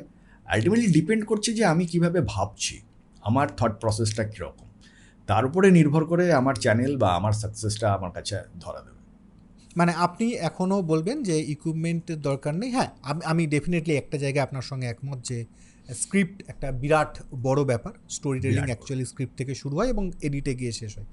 এবার বিষয়টা হচ্ছে, আমার যেটা মনে হয়েছে কম্পিটিশানটা হয়তো বাড়ছে, মানে যেহেতু ইউটিউব ওপেন হয়ে যাচ্ছে, যেহেতু আজকে আমরা মিস্টার বিস্টকে দেখতে পাচ্ছি, মানে বাংলায় সবাই দেখছে, বাংলাদেশের সবাই দেখছে, বা হিন্দি সমস্ত চ্যানেল এখন সবাই দেখছে যেগুলো এতদিন পর্যন্ত দেখতো না, সেই জায়গায় আমার মনে হয় একটা কম্পিটিশান আসবে এবং আস্তে আস্তে মানুষকে মনে হয় কিছুটা ইকুইপমেন্ট, মানে আমি বলতে চাইছি যে ছোটোখাটো ইকুইপমেন্ট, যেমন আপনি বললেন যে মাইক্রোফোনটা, একটা মাইক্রোফোন ডেফিনেটলি দরকার একটা ভালো সাউন্ড এর জন্য, বা কিছু ক্যামেরা, কিছু লেন্স। ধরুন আপনি বাইরে শ্যুট করছেন, আপনি মোবাইলেই শ্যুট করছেন, আপনি ডে লাইটে শ্যুট করছেন, সেখানে যদি আপনার কাছে একটা আপনার মোবাইল ক্যামেরার জন্য একটা এনডি ফিল্টার থাকে, তাহলে ডেফিনেটলি আপনি একটা ভালো রেজাল্ট পাবেন। আমার মনে হয় ছোটোখাটো ইকুইপমেন্ট, এটা আমার মতামত, একটা এক প্রয়োজনীয়তা আছে যদি আপনি ভালো আউটপুট বার করতে চান। আচ্ছা, এবার আসি আমরা না, এখানে একটা টেকনিক্যাল বিষয় আমি তোমাকে বলি, যখন তুমি এই কথাটা বললে, দেখো না আমরা কনভারসেশন, আমরা নিজেদের মধ্যে আলোচনা করছি। এখানে একটা টেকনিক্যাল বিষয় যেটা হচ্ছে যে দেখো, মানে আজকে যদি তুমি মিস্টার বিস্টের কথা বলো, মিস্টার বিস্টের কথা বলছি, মিস্টার বিস্টের ভিডিওর মধ্যে সব থেকে ইম্পর্টেন্ট ফ্যাক্টরটা কি, টেকনোলজি নাকি ওখানে যে টাকা পয়সাগুলো মানুষ মানে পাচ্ছে, ওই যে মানে অত অ্যামাউন্টের একটা প্রলোভন, সেটা কিন্তু মানুষকে সব সময়ের জন্য ওখানে কিন্তু ধরে রাখছে। তো ওই যে ফান্ডামেন্টাল জিনিসটা, ওটাই কিন্তু ওই ভিডিওর কিন্তু সব থেকে ইম্পর্টেন্ট ফ্যাক্টর। এবং এর পাশে যদি দেখি, আমরা মনোজদের কথা যদি ধরি, মনোজদের ক্ষেত্রে যে ঘটনাটা ঘটছে, যে একটা সাধারণ মানে দরিদ্র পরিবারের একটা মানুষ, সে সাকসেস পাচ্ছে, এই যে একদম জিরো লেভেল থেকে ধীরে ধীরে সে করোড়পতি হয়ে গেল, এই যে জার্নিটা অডিয়েন্সকে কিন্তু ও ওখান থেকে গ্র্যাব করছে। মনোজদের একটা স্টোরি হয়ে গেছে, একটা স্টোরি, একটা ব্র্যান্ড হয়ে গেছে, সবাই কিন্তু ওর সঙ্গে ও রিলেট করতে চাইছে নিজেকে। এক্স্যাক্ট। আচ্ছা, সবাই মিস্টার বিস্টের ওখানে গিয়ে সবাই জিততে চাইছে। আবার যদি পার্সোনালি আমার চ্যানেলের কথা বলি, আমার মনে হয় যে আমার অডিয়েন্স যদি আমার কাছ থেকে কিছুই শিখতে না পারতো, তাহলে আমার চ্যানেলের মধ্যে এই মুহূর্তে ভিউ আসতোই না, হয়তো তুমি আমার ইন্টারভিউটা নিতেই না। যে হ্যাঁ, এটা ফ্যাক্টর। সুতরাং অডিয়েন্স কিছু না কিছু এখান থেকে শিখছে, যেটা ওর কাছে বেনিফিটেড বলে মনে হচ্ছে ওর। এবং এমনটা নয় যে সবাই সাকসেস পাচ্ছে, কিন্তু প্যাশনেটলি যারা দেখছে তাদের মধ্যে নিশ্চিতভাবে একটা বৃহৎ সংখ্যক মানুষ সাকসেস পেয়েছে, যে কারণে ভিডিও পাবলিশের সঙ্গে সঙ্গে ভিডিওর মধ্যে ইনিশিয়াল ভিউ জেনারেট হচ্ছে, এবং সেই ইনিশিয়াল ভিউটা ক্রমশ বাড়ছে, যে কারণে ভিডিও কিন্তু অনেক বেশি রেকমেন্ডেশনে যাচ্ছে এবং ভিডিওর মধ্যে ভিউ জেনারেট হচ্ছে। তো এই যে সামগ্রিক প্রক্রিয়াটার মধ্যে এক একজন এক একভাবে জিনিসটাকে ধরার চেষ্টা করছে, যেভাবে আলাদা পার্সপেক্টিভ এখানে। এর পাশাপাশি যদি আমি বলি টেকনিক্যাল বিষয়ে, যদি একদম টেকনিক্যাল বিষয়ে বলি, কোথায় কোথায় প্রবলেম হতে পারে যারা টিভিতে ভিডিও দেখছেন, তাদের ক্ষেত্রে প্রবলেম হতে পারে। কারণ টিভিতে যখন একটা ভিডিও মোবাইলে শ্যুট করা হয়, সেই ভিডিওটা যখন লার্জ স্কেলে যখন দেখানো হবে, বড় স্ক্রিনে দেখানো হবে, তখন সেটা কিন্তু আর সেই কোয়ালিটি দিতে পারবে না, তখন সেটা হেজি হয়ে যাবে, ঝাপসা লাগবে, ভালো লাগবে না দেখতে। সুতরাং টেলিভিশনে যারা দর্শক রয়েছে তাদেরকে কিন্তু পাওয়া যাবে না টেকনোলজিতে যদি আমরা এগোতে না পারি। এবং ধীরে ধীরে বহু সংখ্যক অডিয়েন্স কিন্তু টেলিভিশনে কিন্তু শিফট করছে, এবং টেলিভিশন নাহলে স্মার্ট টিভির বিক্রিটা বাড়ছে কেন, আমাদের দেখাচ্ছে অ্যানালিটিক্সের মধ্যে সেটা শো করছে, সেটা কিন্তু শো করছে, আমরা দেখতে পাচ্ছি। সুতরাং ওই জায়গাটা কিন্তু হাতছাড়া হবে, টেকনোলজিতে আপডেট না হলে ওই জায়গাটা হাতছাড়া হবে। মানে বাকি আপনি যেটা বলছেন, আমি আপনার সঙ্গে 100% একমত যে প্রথম বেসিক যেটা, সেই বেসিকটাকে ঠিক করতে হবে, স্টোরি টেলিং, এটা বেসিক, এটা আপনি এক গাদা ইকুইপমেন্ট নিয়ে এলেন, এবার আপনি একটা ভিডিও শ্যুট করলেন, আপনার আসল যে জায়গাটা সেই জায়গাটায় ফাঁকা হয়ে গেল, তাহলে সেই ভিডিওটার বা সেই ইকুইপমেন্টের সেই টেকনোলজির কোনো মানে নেই। কিন্তু হ্যাঁ, তার সঙ্গে সঙ্গে ওই স্পাইস আপ করার জন্য আপনাকে টেকনোলজি নিয়ে আসতে হবে যাতে আপনার ভিডিওটা আরও স্পাইস আপ হয়, এটাই, আর কিছুই না। হ্যাঁ হ্যাঁ। এবার আমরা আসি যে কিছু বক্তব্য আমরা শুনি, আপনিও শোনেন ডেফিনেটলি, আমিও শুনি। প্রথম হচ্ছে লং ভিডিও আর শর্ট ভিডিও একই চ্যানেলে একসঙ্গে আপলোড করা যায় না, এটা কতটা সত্যি? আমার পার্সোনালি মনে হয় যে এই কথাটার কোনো যুক্তি নেই, আবার একদম যে অযৌক্তিক সেটাও নয়। তার পিছনে একটা কারণ বলি আমি। প্রথমত এটাকে ভাবার বিষয় এরকমভাবে যে দুটো অ্যালগোরিদম, ইউটিউব পরিষ্কারভাবে বলেছে দুটো অ্যালগোরিদম দুটোভাবে কাজ করে। যে লং ভিডিওর অ্যালগোরিদম একভাবে রেকমেন্ডেশনে যায় ভিডিওকে নিয়ে, শর্ট ভিডিও আলাদাভাবে যায়। লং ভিডিওর ক্ষেত্রে টাইটেল, ডেসক্রিপশন, ট্যাগস সব ইম্পর্টেন্ট, শর্ট ভিডিওর ক্ষেত্রে কিচ্ছু ইম্পর্টেন্ট না, জাস্ট ভিডিওটা ভালো হলেই ভিডিওটা রেকমেন্ডেশনে যাবে। এটা একটা বিষয়। যদি কোনো ক্রিয়েটার একই ধরনের ভিডিও, লং ভিডিও এবং শর্ট ভিডিও বানাতে পারে, তাহলে তার জন্য দুটোই প্রফিটেবল হতে পারে, কিন্তু কোনো ক্ষেত্রেই মিক্স আপ করাটা কখনোই কিন্তু ঠিক হবে না। দ্বিতীয়ত যেটা বিষয়, লং ভিডিওর চ্যানেলের মধ্যে যদি শর্ট ভিডিও বেশি করে, এটা পার্সোনালি আমার রিসেন্ট আমার এটা অনুভূতি হচ্ছে, যেটা পার্সোনালি মনে হয়েছে, লং ভিডিওর চ্যানেলের মধ্যে যদি শর্ট ভিডিও নিয়ে আসা হয় এবং অডিয়েন্স যদি শর্ট ভিডিও দেখতে দেখতে হ্যাবিচুয়েটেড হয়ে যায়, তার সাইকোলজি, তার রিটেনশন পাওয়ার ধীরে ধীরে কমছে। আমাদের প্রত্যেকে অ্যাটেনশন পাওয়ারটা কমছে।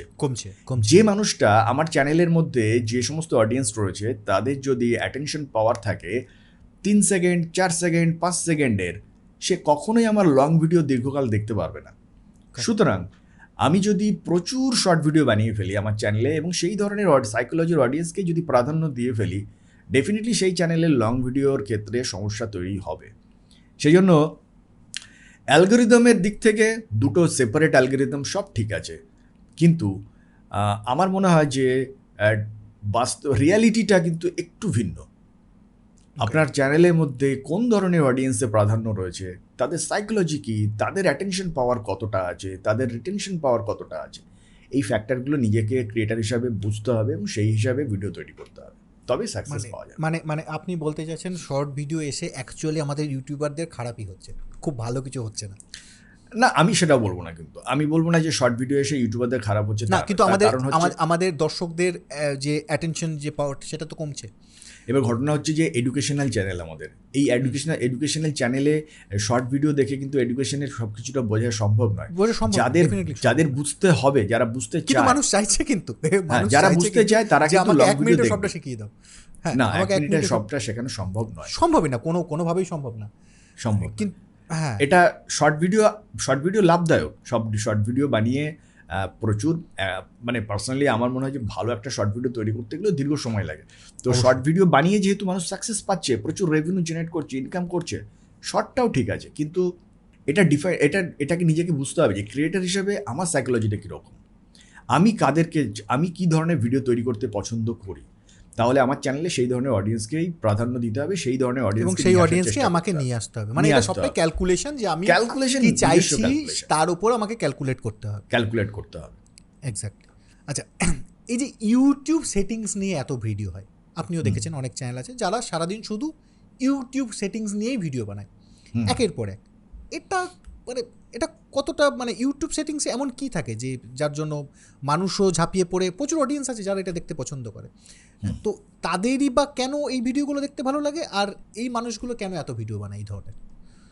এবার ঘটনা হচ্ছে সবটাই ট্রেন্ডের উপরে ডিপেন্ড করে। 2019-20 ইউটিউবের সেটিংস নিয়ে কিছু ভিডিও আমিও তৈরি করেছি। তো আমি একটা ঘটনাক্রম চক্রে একটা গল্প বলি, গল্প না, এটা রিয়ালিটি। একটা চ্যানেল ছিল বাংলাতে খুব ভালো একটা বড় মানে কমেডি চ্যানেল ছিল। তো একদিন আমাকে ফোন করার পরে আমাকে বলছে দাদা, আপনার ভিডিও, আপনার সেটিংসের একটা ভিডিও, মানে ইউটিউব চ্যানেলের ভিতরে গিয়ে যে সেটিংসগুলো থাকে সেই চ্যানেলের সেটিংস আমি একদিন ট্রেনে বসে আপনার ভিডিওটা দেখে আমি সেট করার পরের দিন থেকে দেখলাম আমার চ্যানেলের মধ্যে ভিউ আসা শুরু হলো এবং এফেক্টিভ ভিউ তিনি পেয়েছেন। এবার প্রশ্ন হচ্ছে যে তিনি পেয়েছেন, ঠিকই আছে, কিন্তু তার পরবর্তীতে কিন্তু আমি সেটিংস নিয়ে অজস্র ভিডিও বানিয়েছি, এরকম ভিডিও বানাইনি। এই মুহূর্তে আমি দেখতে পাচ্ছি যে প্রচুর মানুষ শুধু সেটিংসের উপরেই ভিডিও তৈরি করছে। এটা কোনো লজিক নেই, এটা কোনো ইললজিক ভিডিও বানাচ্ছে। কিন্তু ঘটনা হচ্ছে যারা বানাচ্ছেন তারা দেখছেন যে এই ভিডিও বানিয়ে আমি ভিউ জেনারেট করতে পারছি, সেই জন্য তারা কন্টিনিউয়াসলি বানাচ্ছেন, কিন্তু অডিয়েন্সের কোনো প্রফিট হচ্ছে না। কারণ অডিয়েন্স মিসগাইড হচ্ছে, অডিয়েন্সকে একটা জিনিস বোঝানোই হচ্ছে না যে শুধু ট্যাগ, টাইটেল, ডেসক্রিপশনের গুরুত্ব দিনের পর দিন কমছে। অ্যালগরিদম অনেক ওভার স্মার্ট হয়ে গেছে, আমার আপনার থেকে অনেক স্মার্ট, সে বুঝে গেছে যে কোন ভিডিওটা ভালো, কোন ভিডিওটা দর্শকের প্রয়োজন, কোনটা দরকার নয়। এবং এখন তো এআই এটাও বুঝে নিচ্ছে আমি ভিডিওতে যেটা বলছি, এই যে আমি আর আপনি কথা বলছি, আমাদের যে কথাগুলো সেগুলো ট্র্যাক হচ্ছে, সেগুলোকেও ইউজ করছে সেই কিওয়ার্ড। অবশ্যই অবশ্যই। এবার সেই জন্য ওই সেটিংসের কিওয়ার্ড ফিওয়ার্ড এই সমস্ত দিয়ে আলটিমেটলি এই সময় সাকসেস পাওয়া যাবে না। এখন যেটা করতে হবে সেটা হচ্ছে ভিডিও বানানো শিখতে হবে, দ্বিতীয় কোনো অপশন নেই। যেটা কোর জিনিস, যেটা ওইটা যদি যারা শিখতে পারবে, যারা বুঝতে পারবে, আজকে আমাদের এই ভিডিওটাকে যারা দেখছেন তারা যদি বোঝেন যে আমরাও একটা প্ল্যানিংয়ের মধ্যে দিয়ে এগোচ্ছি। এই ভিডিওটা তৈরি করার সময় তুমি নিশ্চয়ই একটা প্ল্যানিং করেছো, তুমি হঠাৎ করে পরের কোশ্চেনটা আগে, আগের কোশ্চেনটা পরে করোনি, তোমার একটা কোশ্চেনের একটা প্যাটার্ন তৈরি হয়েছে। এই যে প্যাটার্নটা কিভাবে তৈরি করলে, কোন সাইকোলজির উপর ডিপেন্ড করে আজকে ভিডিওটাকে ডিজাইন করলে তুমি, তো যারা আগামী দিনে সাকসেস, এটা আমরা সবাই করে থাকি, এটা ডেফিনেটলি আপনিও করে থাকেন, অবশ্যই অবশ্যই।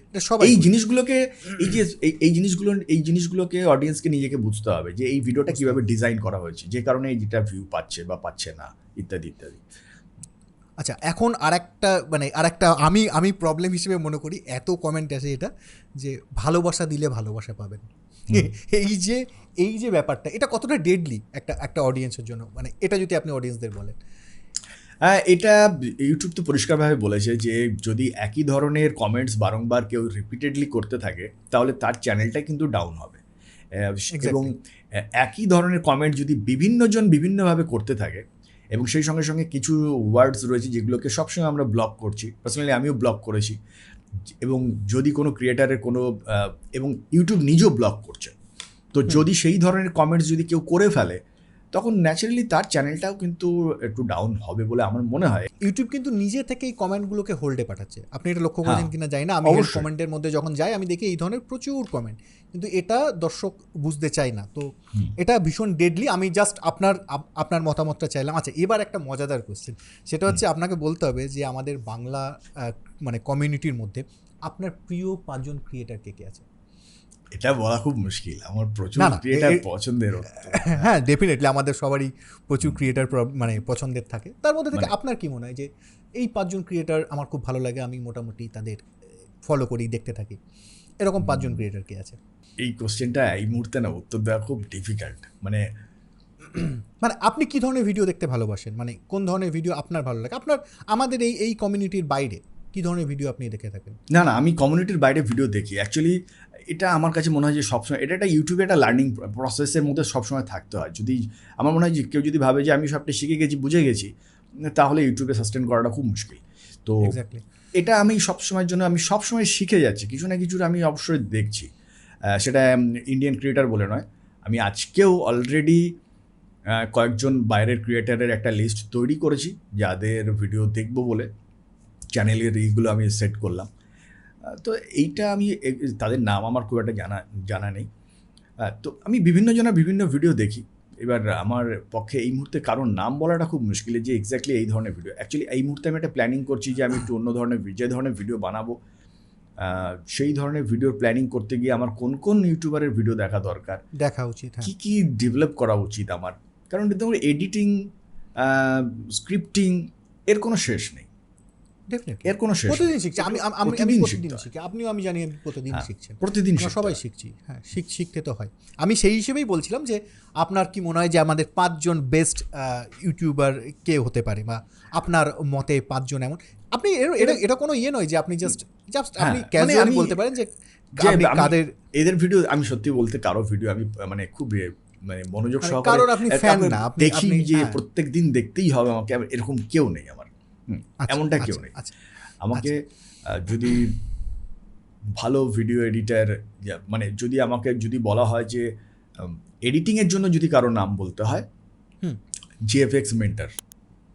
আচ্ছা, আমি এডিটিংয়ে আমার পার্সোনালি ওনার কাছ থেকে প্রচুর জিএফএক্স মেন্টর, যে পাকিস্তানি ভদ্রলোক, খুব ভালো ভিডিও বানান। জেমস প্রিন্স, ও জেমস ওনার definitely, জেমস প্রিন্সের জেমসের video ইন্টারভিউ আপনাকে আমি নিয়েছি বলছিলাম, এবং হ্যাঁ। জেমস প্রিন্সের ভিডিও আমি পার্সোনালি দেখেছি। খুব ভালো, খুব এই ভালো। দুজনের ভিডিও দেখে আমি এডিটিংটা সম্পর্কে একটা ভালো একটা প্রিমিয়ার প্রো সম্পর্কে আমার একটা ধারণা তৈরি হয়েছে। ধারণা পেয়েছেন। ওকে, আমার যদি বলতে হয় যে বাস্তবিক বাংলাদেশের এএফআর টেকনোলজির ভিডিওগুলো দেখি যে এই মানুষটা কিভাবে একটা চ্যানেলের মধ্যে মিক্স কন্টেন্ট নিয়ে মিক্স প্রচুর কন্টেন্ট করা mixed content মিক্স নিয়ে উনি কন্টেন্ট video নিয়ে বানান। খুব কত ভালো সুন্দর content ব্যালেন্স বানান। করে উনি এগোচ্ছেন। Exactly, আমি এই জিনিসটা দেখি, exactly. মানে উনি কি ভিডিও বানাচ্ছেন সেটা দেখি না, আমি দেখি যে কন্টেন্টটা কিভাবে ডিজাইন করেছেন এবং কিভাবে মিক্স কন্টেন্ট নিয়ে উনি এগিয়ে যাচ্ছেন, এই এবং জিনিসটাকে আমি ওনার দেখি। একটা ভালো ফ্যান বেস আছে এবং ভালোবাসে মানুষ, দারুণ খুব পছন্দ। দারুণ ফ্যান বেস আছে।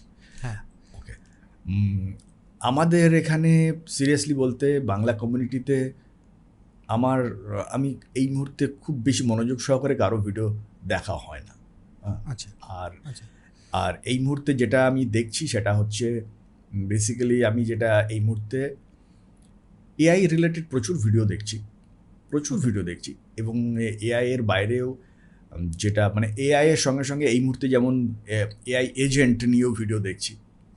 আমার কোনো পার্সোনালি কোনো কাজে লাগবে কি লাগবে না সেটা ভেবেই না না না, ভেবেই আমি শিখতে কোনো অসুবিধা নেই, সেই। শেখার তাগিদটা থেকেই তো সব কিছু হয়, মানে সেই শেখার তাগিদ না থাকলে কোনো কিছুই হয় না না। থাকলে হয় না। হ্যাঁ হ্যাঁ হ্যাঁ। আচ্ছা, এবার আমরা আসি যে ইউটিউবে আপনি এই যে ভিডিও বানাচ্ছেন অনেক দিন ধরে, গালাগালি কতবার খেয়েছেন? প্রচুর প্রচুর, এটা নিয়ে কোনো প্রশ্নই হবে না। এটা খুব স্বাভাবিক ব্যাপার যে এটাকে হ্যান্ডেল করতে পারাটা হচ্ছে সব থেকে বড় মানে যে একজন মানুষ একটা নেগেটিভ কমেন্ট করলো, আমি সেই কমেন্টটাকে দেখে চুপ করে গেলাম, কোনো রিয়্যাক্ট করলাম না, এটাই তো আসল খেলা আমার মনে হয়। এটাই তো একজন ক্রিয়েটার তৈরি করে। যে এটা সমস্ত আমার মনে হয় creator-দেরই- যে পৃথিবীতে এমন কোনো মানে ক্যারিমিনিটি পর্যন্ত বলছে যে তাকে সে নিজেও উল্টে গালিগালাজ করছে, তাকেও বাজে কথা বলছে। তো মানে কাকে করেনি নেগেটিভ কমেন্ট, কাকে করেনি অডিয়েন্স? যে সাকসেস পাচ্ছে গালিগালাজটা তাকেই করা হয়। এটা খুব স্বাভাবিক। যখন এই নেগেটিভ কমেন্ট আসবে তখন বুঝতে হবে যে আমি কোথাও না কোথাও ঠিক পথে এগোচ্ছি, আমি গ্রো করছি, যে কারণে ওর নজরে আমি পড়ছি। এক্স্যাক্টলি। তো সেটা যখনই হবে আমি সেইভাবেই জিনিসটাকে নিয়েছি এবং যেখানে খুবই মারাত্মক লেভেলের খারাপ সেটাকে আমি ব্লক করেছি। একটা স্বাভাবিক বিষয়, মানে বাস্তব জীবনে আমাকে সবাই পছন্দ করে এটা কখনোই হতে পারে না। আমার পাড়া হতে পারে না। প্রতিবেশী প্রত্যেকের কেউ না কেউ আমাকে অপছন্দ করে। সেখানে প্রতিদিন হাজারের উপরে মানুষ কমেন্ট করছে। 1000 মানুষ যদি আমি মিনিমাম ধরে উনি কমেন্ট করছে, তার মধ্যে 1% মানুষ আমাকে খারাপ বলবে না, এটা হতে পারে নাকি? যদি সেটা হয়ে যায় তাহলে বুঝতে হবে যে খুব স্বাভাবিক, সমাজের খুব একটা স্বাভাবিক পরিস্থিতি নেই, সমাজ খুব এলোমেলো অবস্থার মধ্যে, মানে অগোছালো হয়ে গেছে কিছু না কিছু। সোসাইটিতে কিছু মানুষ তো ফ্রাস্ট্রেটেড থাকবে, কিছু মানুষ তো হতাশ হবে, কিছু মানুষ তো তাদের রাগের বহিঃপ্রকাশ দেখাবে বিভিন্নভাবে, এবং সেটা আর কিছুটা অংশ আমার উপরেও এসে চাপবে। এটাই ন্যাচারাল। তো আমি সেটাকে সেভাবেই দেখি।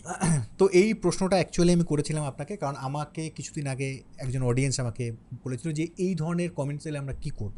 তো আশা করি আপনি উত্তরটা পেয়েছেন, বা আপনারা সবাই যারা নতুন ক্রিয়েট করছেন অনেকেই আপনাদের অনেক রকম খারাপ কথা বলবে, আমাকেও বলে, আমার ভিডিওতে ইভেন এটা এসে বলেছে আপনার ভিউ কোথায়, আপনি ভিউ নিয়ে জ্ঞান দিচ্ছেন। তো তাদেরকে সেটা বোঝানো সম্ভব না যে ভিউ ওই রকমভাবে হয় না, ভিউ দিয়ে কিছু কাউন্ট করা যায় না। তো আপনাদেরও বলবো এটা মাথায় রাখবেন যে গালাগালি দিলে ওটাকে ইগনোর করতে হবে। আচ্ছা, এবার আমরা একদম শেষে চলে এসেছি। আমরা এখানে এই যে আমার চ্যানেলে, আপনার চ্যানেলে অনেকেই আছে যারা কমন আমাদের অডিয়েন্স, তাদের সবার উদ্দেশ্যে যারা নতুন করে স্বপ্ন দেখছে যে আমরা ইউটিউবে কিছু করবো, বা এখনও চ্যানেল খোলেনি, খুলতে চলেছে বা খুলে ফেলেছে, গ্রো করতে পারছে না, তাদের উদ্দেশ্যে আপনার কিছু গুরুত্বপূর্ণ কিছু বক্তব্য যে এটা মেনে চলতেই হবে, এটা গাইডলাইন হতে পারে, এরকম যদি একটা গাইডলাইন আপনি সেট করে দেন। মানে খুব যদি বেসিক জায়গা থেকে বলি তাহলে প্রথমে এটা বলতে হবে যে ভুলটা আমরা করেছি সেটা হচ্ছে, প্রথমে বুঝতে হবে যে ইউটিউবে দুটো জিনিস আছে। প্রথমে বুঝতে হবে নিজে আমি কি করতে চাই।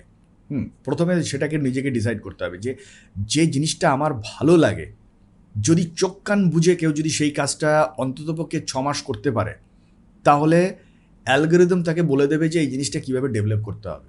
পরিষ্কার বিষয় এটা। যদি আমার মধ্যে প্যাশন থাকে, আমি কিছু যদি না বুঝি, তাহলে চোখ কান বুঝে সেটাকে 6 মাস, অ্যাটলিস্ট 6 মাস সেটা নিয়ে ভিডিও তৈরি করতে থাকতে হবে। অ্যালগরিদম 6 মাস পরে তাকে বলে দেবে যে তোমার এখানে ভুল হচ্ছে, বা তুমি এইভাবে ডেভেলপমেন্ট জিনিসটা, কেউ যদি ভাবে যে ওভারনাইট আমার খুব ভালো একটা রেজাল্ট আমি এনে দেবো, খুব ভালো ভিডিও বানাবো, এটা কখনো সম্ভব না, এটা হয় না। এটা যদি মানে কোনো গ্রাফ একবারে সরাসরি উপর দিকে উঠবে না, সেটা উঠবে নামবে, এভাবেই উঠতে নামতে নামতে সেটা ঠিক জায়গায় পৌঁছে যাবে। তো কেউ যদি ভাবে যে আমি সাকসেস চাই তাহলে ইউটিউবের পিছনে লেগে থাকতে হবে, ডেফিনেটলি সে সাকসেস পাবে, কারো কাছে যেতে হবে না, ইউটিউবই তাকে শিখিয়ে দেবে। এটা হচ্ছে সব থেকে ইম্পর্টেন্ট ফ্যাক্টর। আর শুরু করার কোনো সময় নেই, যে কোনো সময় শুরু করা যাবে, শুরু করার কোনো বয়সও নেই। আমার কাছে 50 বছর 60 বছরের দর্শকও রয়েছেন যারা আমাদের ভিডিও দেখেন এবং তারা পজিটিভ কমেন্টও করেন এবং তারা চ্যানেলও তৈরি করেছেন, সাকসেসও পেয়েছেন। যে কোনো সময় শুরু করা যেতে পারে, যে কোনোভাবেই একটা মোবাইল ফোন দিয়েই শুরু করা যেতে পারে। শুধু বুঝতে হবে যে আমার এই জিনিসটা ভালো লাগে।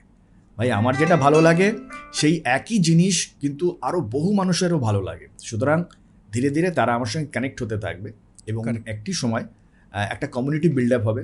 আপনার কমিউনিটি যত বিল্ড আপ বড় হবে, ইউটিউব অ্যালগরিদম, ইউটিউব তত বেশি আপনাকে সাপোর্ট দিতে থাকবে, ন্যাচারালি আপনি সাকসেস পাবেন। কারেক্ট। থ্যাংক ইউ হিরণ ময়দা আমাদের সঙ্গে থাকার জন্য, আজকে ইনভাইটেশন আমার অ্যাকসেপ্ট করার জন্য।